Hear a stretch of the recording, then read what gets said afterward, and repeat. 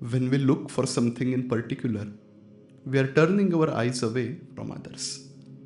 Can we approach thoughts, feelings, incidents, the poetry of scents, and the greatest words ever spoken in the history of mankind without looking for something? What will this focusless exploration lead to? Let's find out.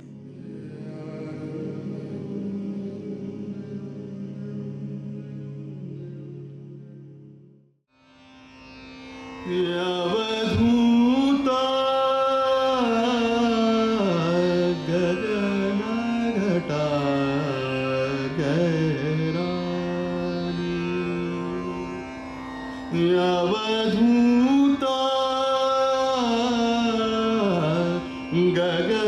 गगनघटा गहरानी पश्चिम दिशा से उठिए बदरिया पश्चिम दिशा से उठिए बदरिया रूंझूं बरसे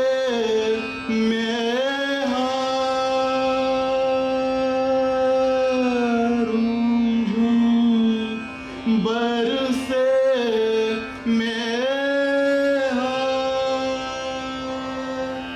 उठो ज्ञानी खेत संभारो बहनी सरेगा पानी अवधूता गगन घटा गहरानी चारों कोने चार रखवाले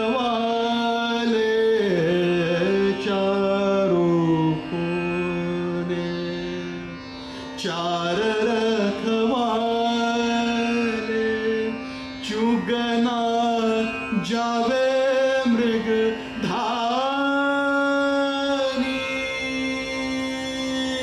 चुगना जावे मृग धानी काट्या खेत मींड घर न्यावे काट्या खेत मींड घर न्यावे जाकी पूरन किसानी अवधूता गगन घटा गहरानी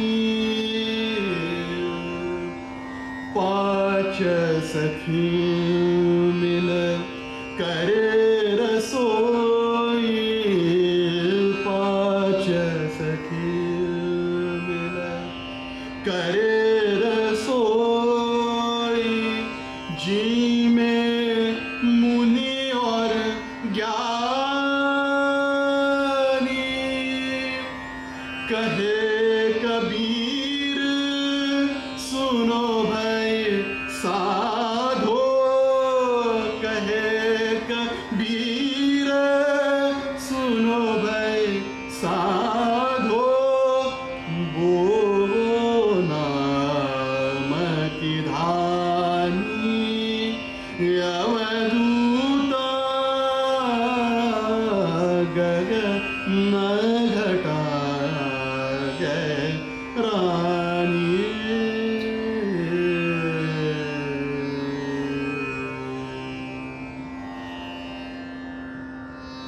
Now, as I said, this is the beauty of Kabir.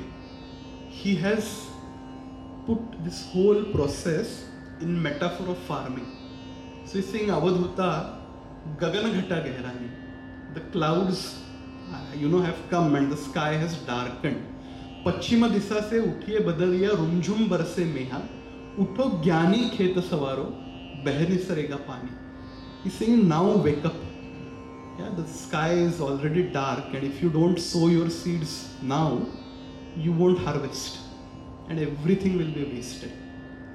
Then he says, "Charo kone char rakhwale, chugana jave murgadhani." He's saying whatever sadhana you are doing is the seed that you're sowing. And if you don't be the guard on all the four corners of your kshetra, your field, those senses would eat all the seeds of sadhana. Chugana jave murgadhani. Then he says very important point. He says, "Katya kheta menda ghara ave, jaki purana kisani." And he says that once your sadhana starts growing and growing, you have to cut it also at a point. Otherwise, if you let your crop just grow and if you don't harvest it, that's also of no use. And many times it happens that your practice becomes your bondage. Like we have this story, no? Like you use a boat to cross the river and then you carry that boat on your shoulders. So he's saying that your kisani is purna only when you cut that crop also at right time, and you get even free of that. Then he says, "Pach sakhi mil kare rasoi." Those pach sakhis are our five senses, and they cook everything in this world. So whatever we eat and indulge is all cooked by our five senses. Jime muni or gyani. Who is eating this food created by all those senses? So he's saying even muni or gyani bhi isme phas jate hain, because their gyan becomes their bondage. Muni's mauna becomes his bondage. So he's saying, "Kahe Kabir suno bhai sadho, boho naam ki dhani." You have to keep sowing, you have to keep sowing. You cannot stop it. And it's not like, okay, now I have reached. But it's saying you have to keep doing it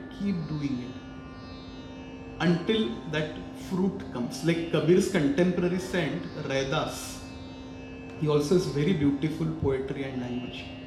So Raidas says, "Falakarana fuli banurai, falulaga taba fula bilai." He says, all these flowers which come, they don't come for flowers. They are just there to make way for the fruits. And to get the fruit, you have to let go that flower. So in same way, if you want to get the fruit of mukti, moksha, prem, whatever you call it, bhakti, you have to let go ultimately the flower of your practice also. So it's very, very, as I said, very visual language.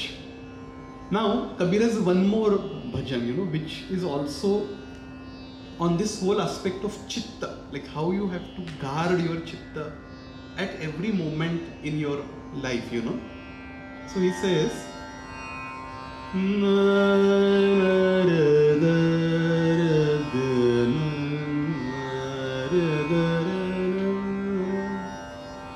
Kabir lahari, Kabir lahari,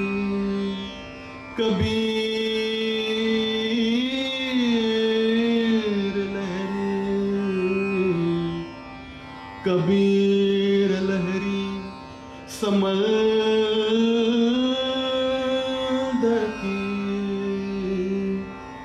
Kabir lahari, samandaki,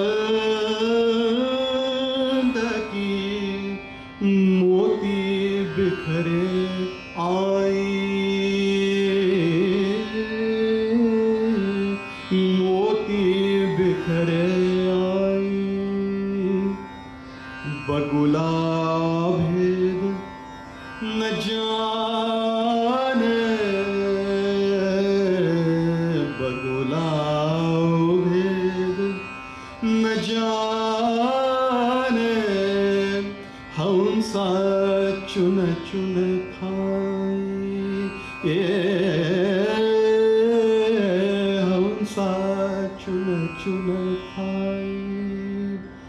He's saying that this ocean of the life, tides are coming and coming, and there is sand also, and there are pearls also.